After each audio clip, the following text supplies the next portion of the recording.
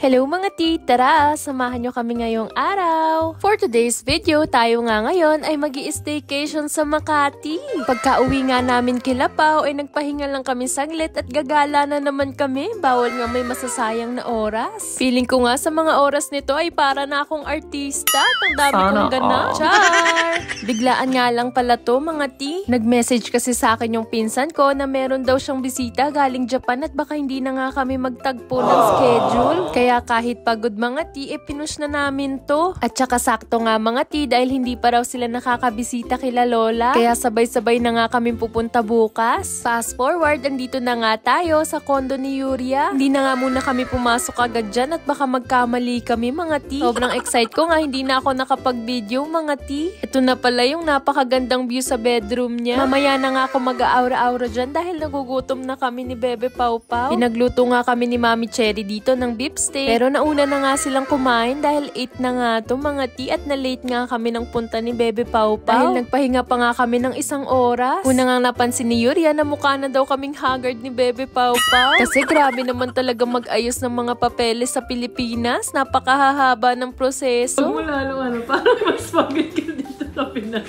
kaysa sa work mo. Work ko hapon.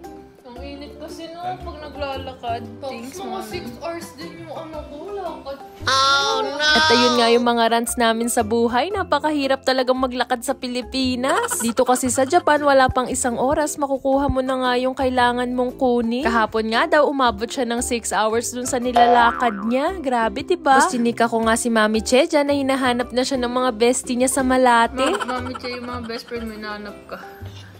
Bonita. Oo. Kailan uwi si Cherry? Hindi ko pa nakakausap si Mami Che. Wait lang. Hindi ko alam. Yung kasi nag-stay kami doon. Manakatambay doon. Ganun talaga doon, be. Nag-stay kami ng doon, di ba? Ilang araw. Ilang araw. Ang hirap kasi yung wifi. Totoo yun. Mama, hindi pa naman mapakuli. Totoo yun. Sa second floor lang gumagana no? Mahina. Ang sarap nga ng niluto ni Mami Che. Naubos namin yan, mga ti. Hindi naman halata na gutom kami, diba? Tapos nga niya, nag-cheers kami dito. Kaya lang wala yung alcohol. Coke lang yan, mga ti. Sarap.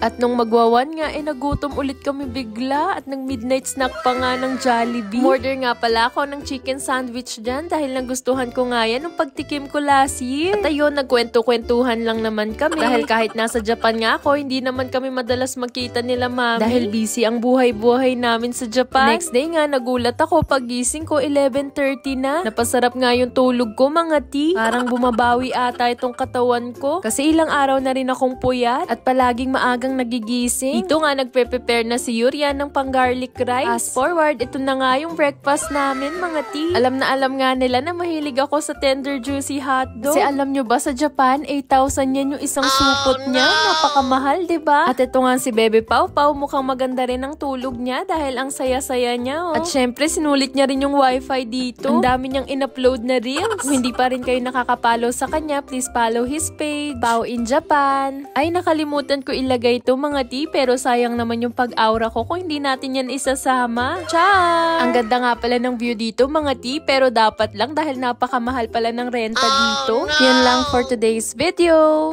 I hope you enjoyed this vlog. Thank you for watching. それじゃあ、またね! Bye bye!